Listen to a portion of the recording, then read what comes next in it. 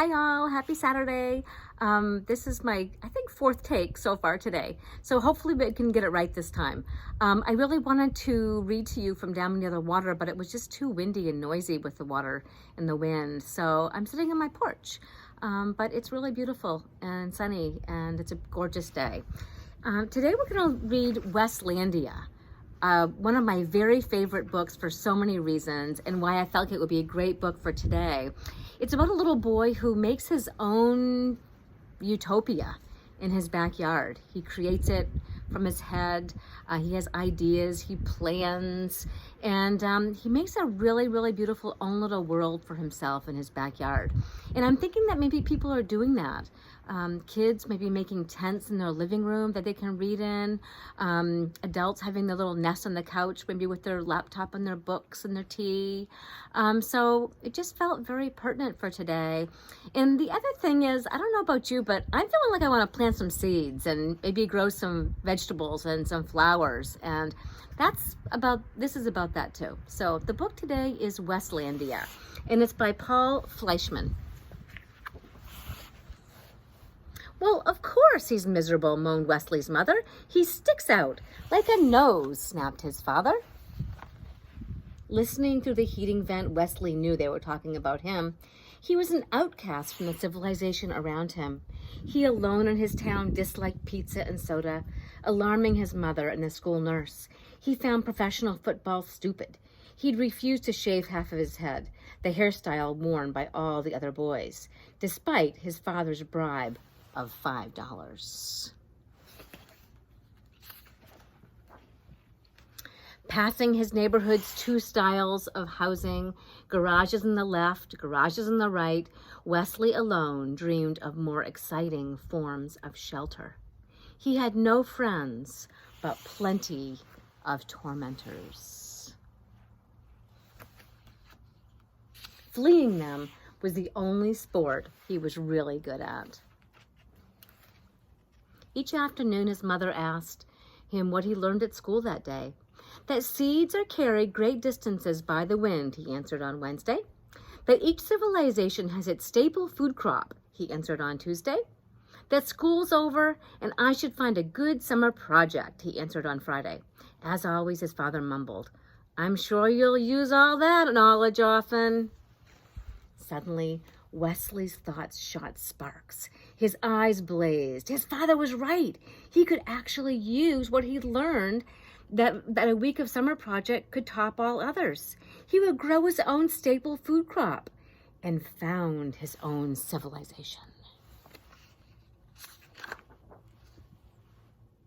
The next morning, he turned over a plot of ground in the yard. That night, a wind blew in from the west. It raced through the trees and set his curtain snapping. Wesley lay awake, listening. His land was being planted.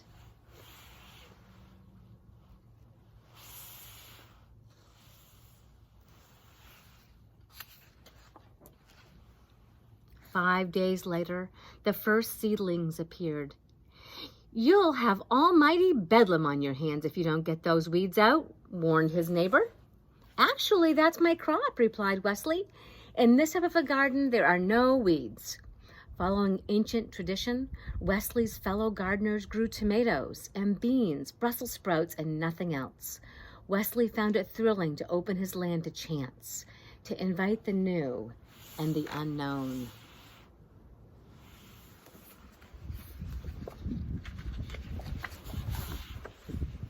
The plants shot up past his knees, then his waist. They seemed to be all of the same sort.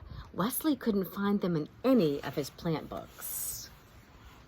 Are those tomatoes, beans, or Brussels sprouts? Asked Wesley's neighbor.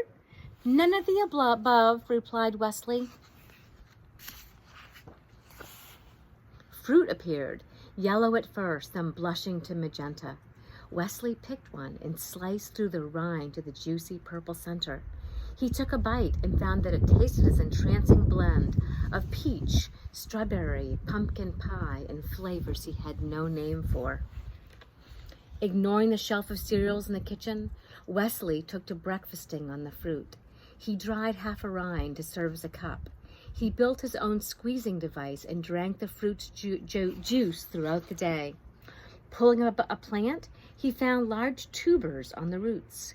These he boiled, fried, or roasted on the family barbecue, seasoning them with a pinch of the plant's highly aromatic leaves.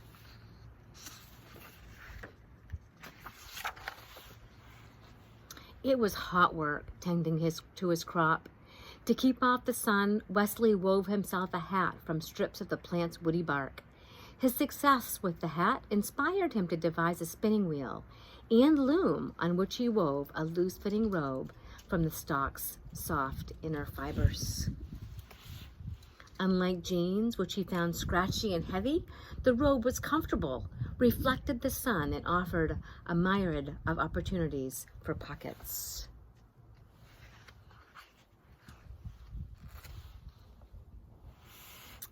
His schoolmates were scornful, then curious. Grudgingly, Wesley allowed them 10 minutes apiece at his mortar, crushing the plant seeds to collect the oil. This oil had a tangy scent and served both him as suntan lotion and mosquito repellent.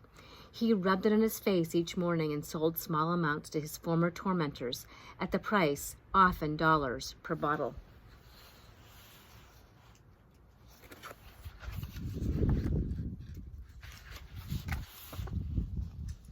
"What's happened to your watch?" asked his mother one day.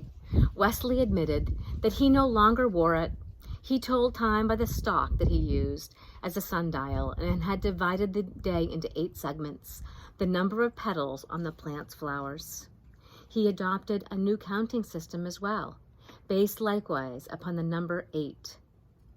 His domain, home to many such innovations, he named Westland Dia.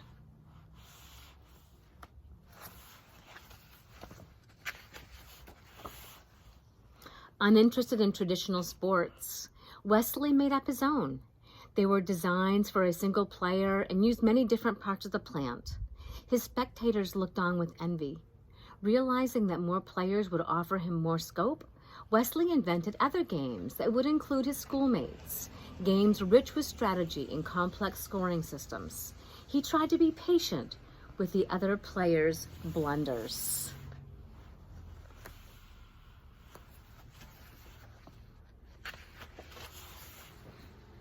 August was unusually hot. Wesley built himself a platform and took to sleeping in the middle of Westland Dia. He passed the evenings playing a flute he'd fashioned from a stalk or gazing up at the sky, renaming all the constellations.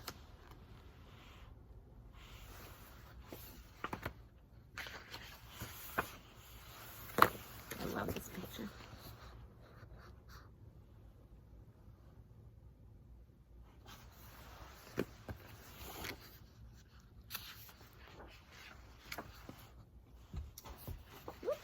I think I skipped a page. Nope. Mixing the plant's oil with soot, Wesley made a passable ink. As the finale to his summer project, he used the ink in his own 80-letter alphabet to record the history of his civilization's founding. In September, Wesley returned to school.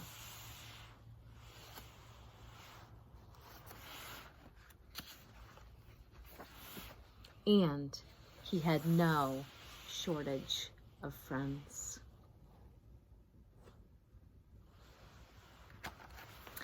In thinking about this story, I was thinking that I'd love to see some kids' little spaces that they've created for themselves, little special spots that maybe are feeling like their own, whether it's in the backyard or, in their bedroom. Have they put up any twinkling lights or made a special little place to draw? If in the comments you'd like to share something like that, I'd love to see it. I'd just love to see what kids and families, adults are doing in their homes and in their yards or on their porches to make it feel really homey and special and like their own little world, because that's kind of what most of us are living in right now. So I hope you have a wonderful rest of your Saturday, and I'll see you tomorrow. And I'm hoping to see, Westland Dias or Anna Landias or Emily Landias or Sarah Landias or Ellie Landias or Joe Landias or Josh Landias in the comment feed. Love you guys. Bye-bye.